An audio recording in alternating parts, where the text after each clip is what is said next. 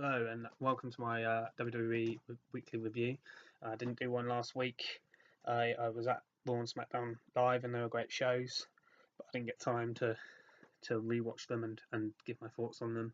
So this week I thought I would give a more in-depth review of what happened this week on Raw, SmackDown, NXT, and 205 Live. A very mixed bag this week. Some stuff I thought was good, some stuff bad, and a couple of things really bad. So I will get to it really. So I'll start with Raw, and this is where this week I'm mostly going to be negative. Um, it's becoming the B show again. The superstar shake-up. SmackDown got the better guys, I thought, and at the moment there's not enough stories on Raw. They're just guys having matches, and some of the segments have been bad. We'll get to those.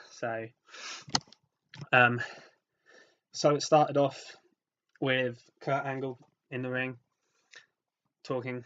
It was all fine. And then, surprisingly, Stephanie McMahon came back, which, you're like, oh no, she's back. And it was all right. She was sort of burying a few people, as she always does. It was all okay stuff, but nothing great.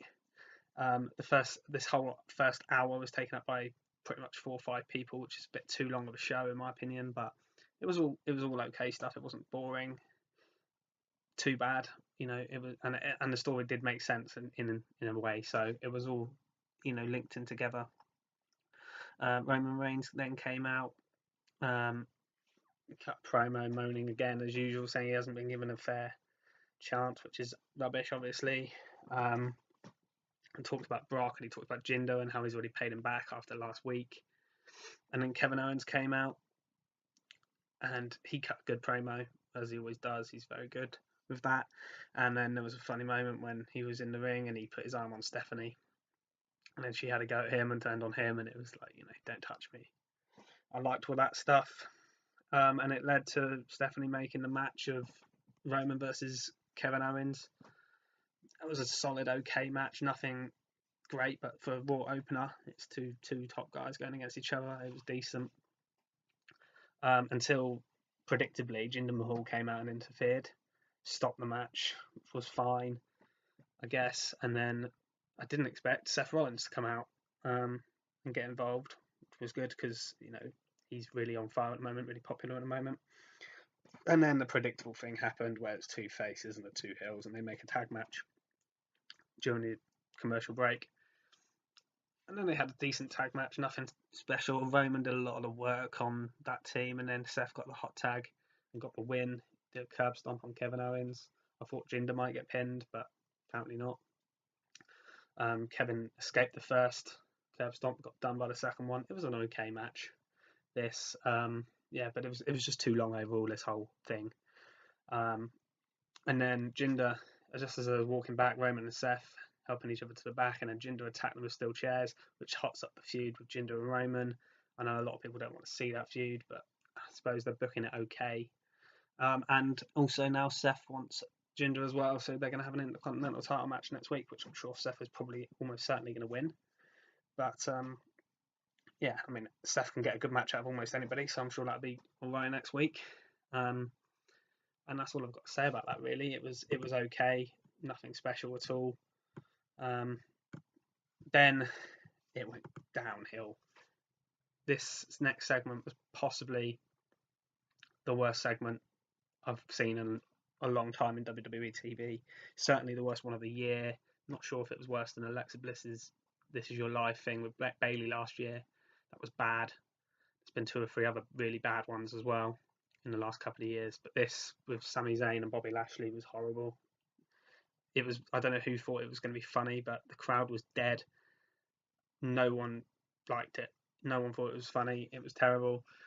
Sami Zayn is a very good performer. He's good on the mic, and even he couldn't pull this off. So it shows you that, and Alexa Bliss was the same last time. She's great on the mic, and she couldn't pull that segment off. If you're given terrible material, you've got no chance. I don't think even John Cena or someone like The Miz or someone like that could have saved this. It was awful. Men come out in drag, told little stories. They didn't even look interested, these guys, really. And then Bobby comes out after a while, and instead of just what they should have done is have him just lay them all out, make him look like a machine. He comes out, he cuts a cheesy little promo laughing. And Bobby hasn't got much of a personality. He should just be a destroying machine. And then eventually he gets beat down, and then he makes his comeback and beats them all up. But it didn't look great. It was awkward. And yeah, this was just. I mean, I've not got a lot else to say about it. It was embarrassingly bad. It's done neither guy any favors. Bobby's been, since he come back, has been completely wasted. I feel sorry for him because he's a good in-ring performer, and I just don't see the direction. Sammy has done fine, but this feud is not going to help him either. So yeah, I don't think that's a match anyone's going to be looking forward to because of the build-up. It's been terrible. So yeah, I mean they've ruined Bobby Lashley already. There is a way back for him, I suppose, but yeah, I'd be worried about him. Sammy will be fine. He'll move on to better things. Then we got another match between Alexa Bliss and Ember Moon. So this was all right. Alexa cut a lovely promo backstage before. I quite enjoyed that. She's good on mic. They did an okay match. Alexa was basically saying that Ember got lucky and couldn't win twice, but Ember did win twice. Did the Eclipse, which is a lovely move. I love that move. Ember needs a push coming into it. Maybe she shouldn't be in matches with Alexa Bliss because it's harming her, but Ember could possibly win Money in the Bank. I don't think she will, but she'll be one of the favourites. So yeah, that was okay. Nothing wrong with it. Nothing special either.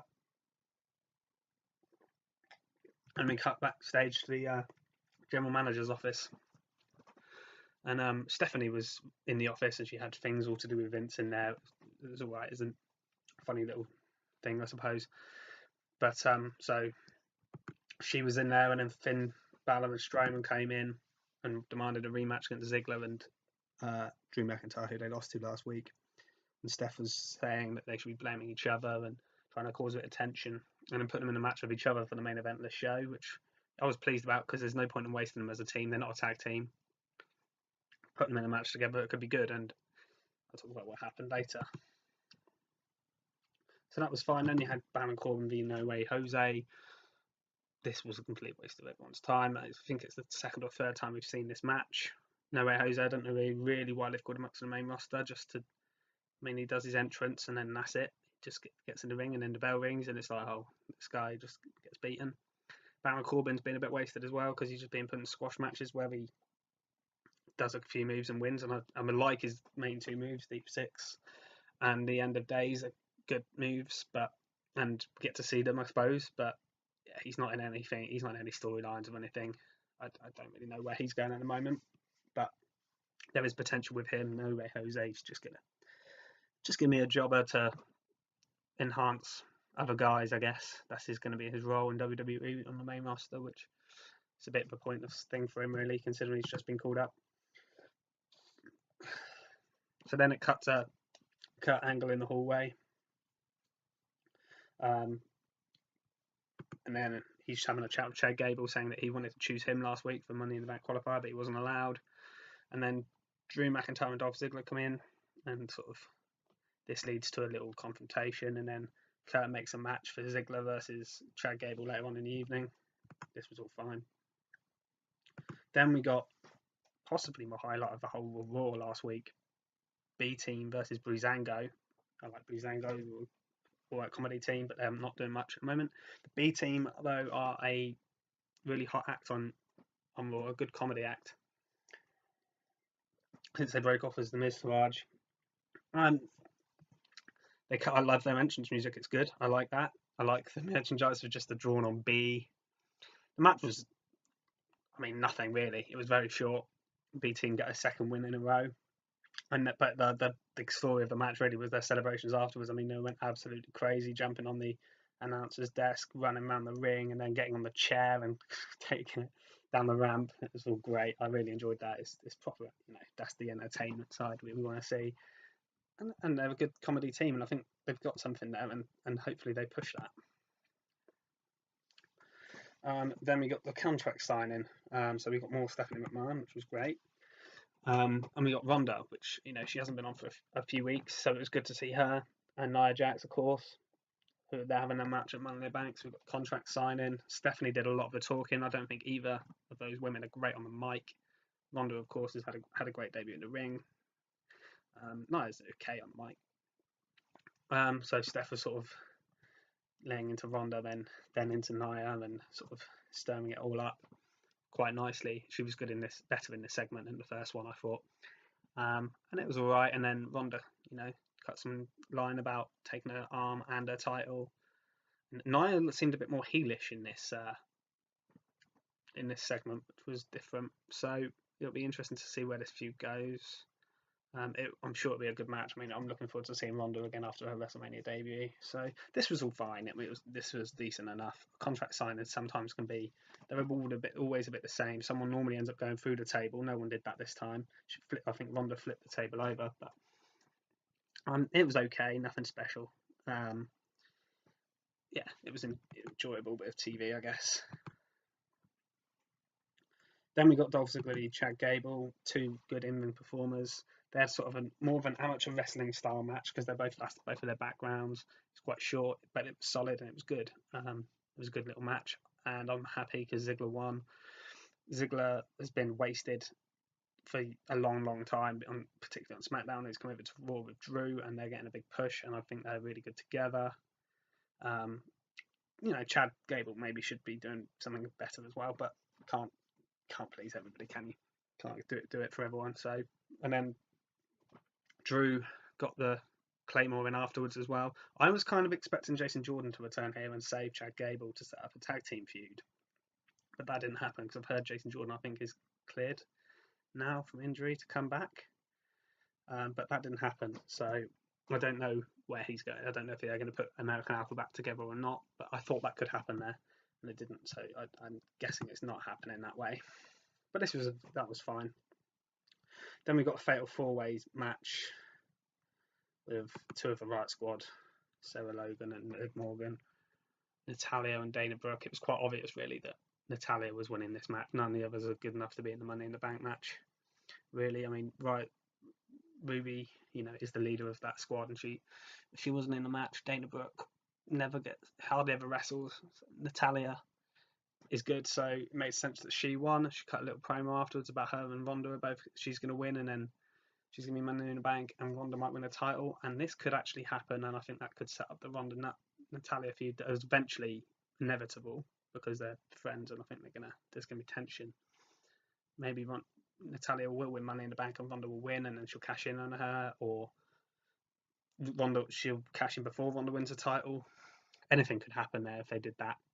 So there's potential with that feud, but there's other people I'd rather see Money in the Bank win Money in the Bank ahead of Natalya, but she wouldn't be the wise choice. So this was all fine. It wasn't a great match, as you would expect. The storytelling, I guess, makes sense. Then we got Elias in the ring, and he cut a lovely little promo as always. It was funny stuff. I love watching him. His matches aren't always amazing, but his promos in the ring are always fantastic.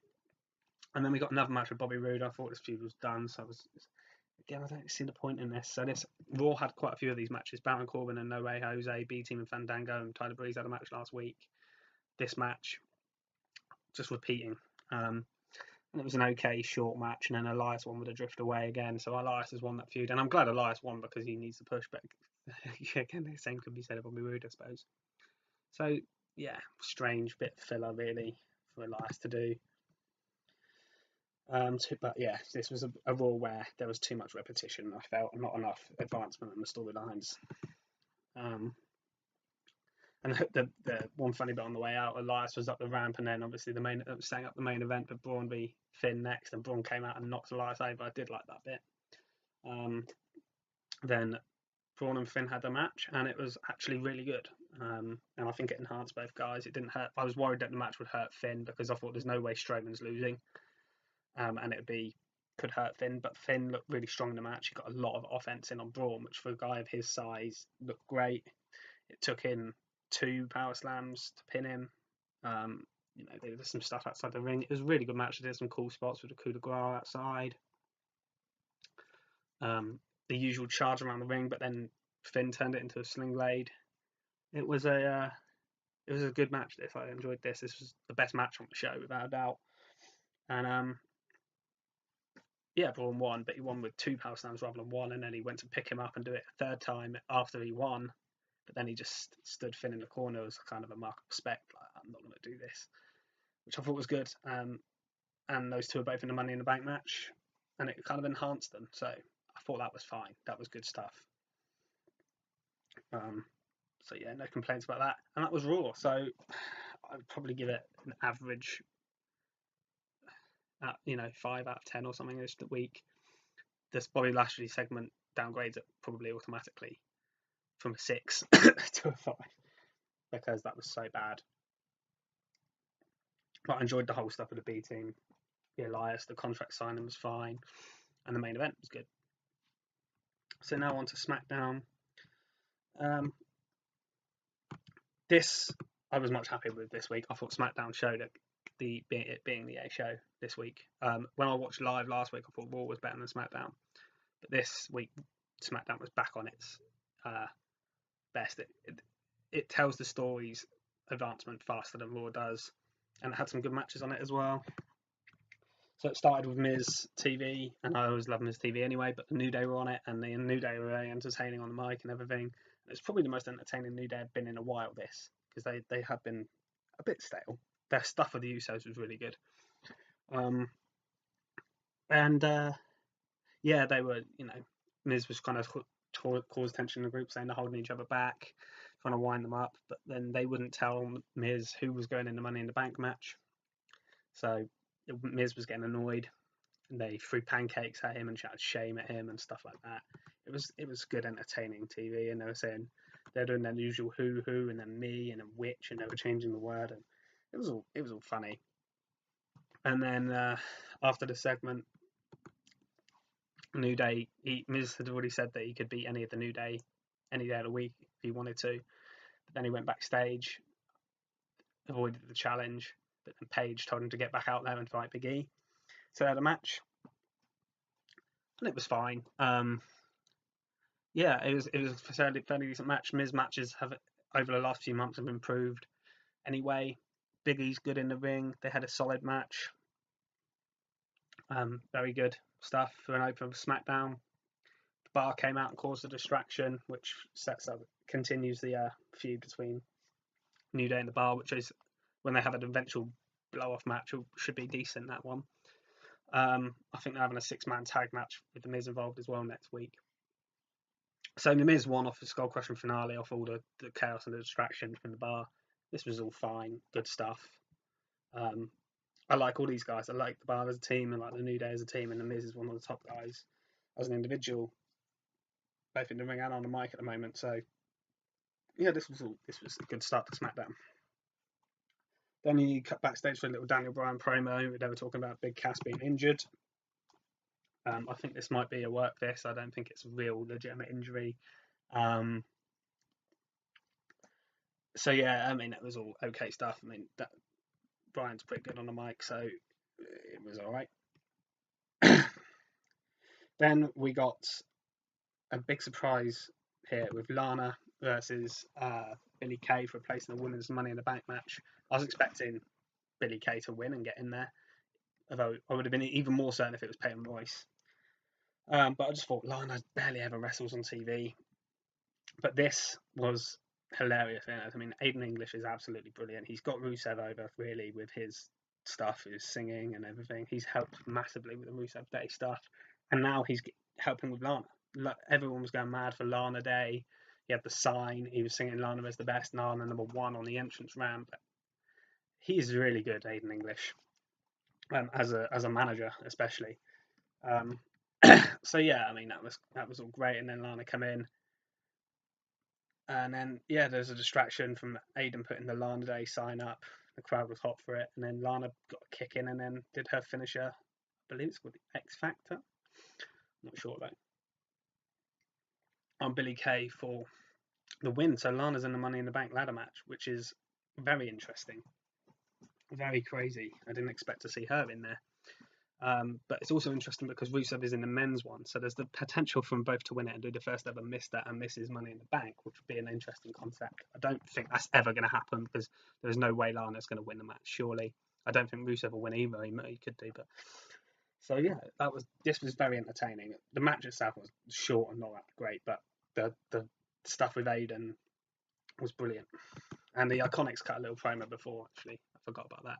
It was quite funny too. I mean, they're so annoying, but intentionally annoying in a good way, with their singing and stuff.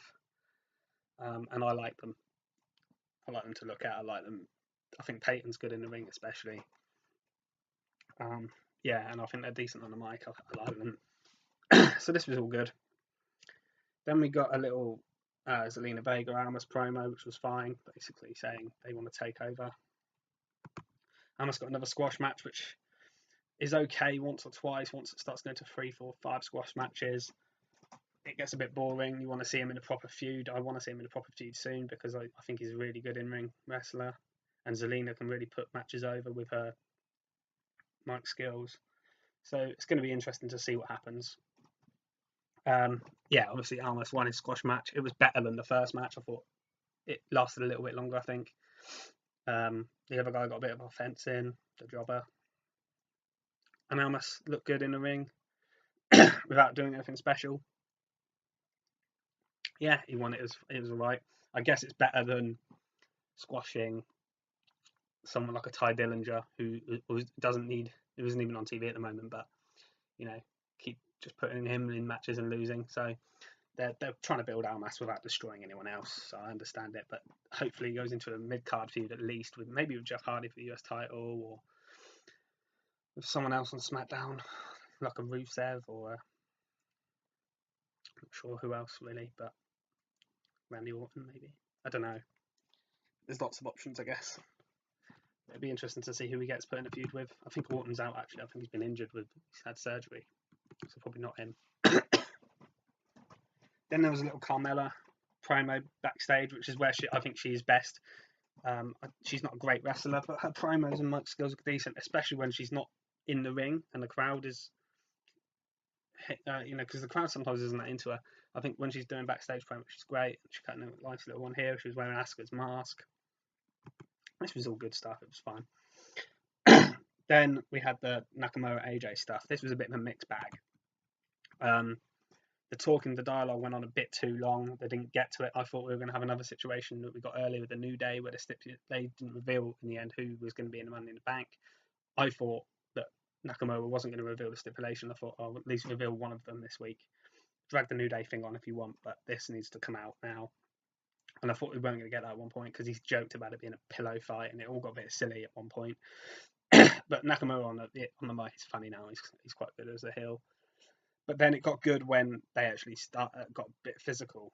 Nakamura tried to attack AJ, but AJ saw it coming, and then they got outside. Nakamura got the better of AJ and did the Kinshasa on the announce table. This was all good, and then he started counting, and I thought this was really cleverly done to reveal the stipulation. It was a last man standing match. We did the Kinshasa, and AJ was down for 10, so we did 1, 2, built up to 10. The only thing I don't like about the last man standing stipulation is it doesn't really make sense from the last match finish. So the last match finished as both guys down for 10, draw. So that means that could happen again because it's a last man standing match. There's been last man standing matches before that have ended in draws when neither guys got up for the 10 count. If they'd have done something like an I Quit match or a 2 out of 3 falls match or something like that, that would have ensured there's a finish, but this doesn't ensure there's a finish. I'm sure there will be, hopefully this time. But yeah, so that's the only thing. But I'm sure the last man standing match will be really good, and hopefully we get a conclusion to the feud this time because I do not want to see any more of it. One more match is fine. After that, no, it's getting ridiculous now. We need a finish here. Yeah, this was all good stuff to build the match, I guess. It's fine. And then we got a tag team number 1 contenders match out of nowhere that hadn't been built at all between the Usos and Gallows and Anderson. Good to see both these teams back on TV. They haven't been used. Usos one of the most wasted teams recently. I mean, they've been brilliant in 2017 and the start of 2018, and they've barely been on TV the last few weeks. Gallows and Anderson have been kind of cruising for ages. They got a nice little promo before the match about respecting each other and stuff. It was good. I mean, they had a solid in-ring match as well, and Gallows and Anderson won, which I was happy about purely because we've seen Usos and Bludgeon Brothers too many times now. We need to freshen it up a bit. So Gallows and Anderson versus Bludgeon Brothers, that should be a good match, a decent feud, I think. Could be interesting. I'm not sure where the Usos go from here. But hopefully they do something with them because they're too good to waste. So yeah, this was all good. Came a bit out of nowhere, but it was good stuff. Good to see them back on the screens. And then we got another Money in the Bank qualifying match for the women. Naomi versus Sonya Deville. Not to say about this. Naomi won, as expected, probably. She's probably the better suited person to win this match. Although there's too many faces in this women's match. I looked at the posters the other day, and you've got Charlotte, Becky, Naomi, Ember. I'm not sure if Lana's a face or a heel, but there's not many heels in this match, so it's a bit of a weird one. But yeah, this was just fine. It was there. Mandy looked nice on the outside. That's what I've got to say about it. I like Sonya Deville's new entrance where she does the punches to the lighting, going flashing and stuff. That's cool, but that's about it, really.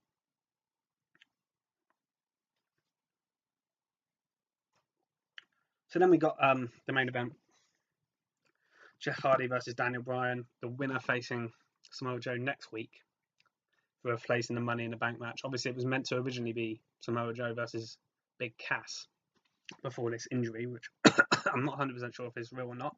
I've heard not, but I'm not sure.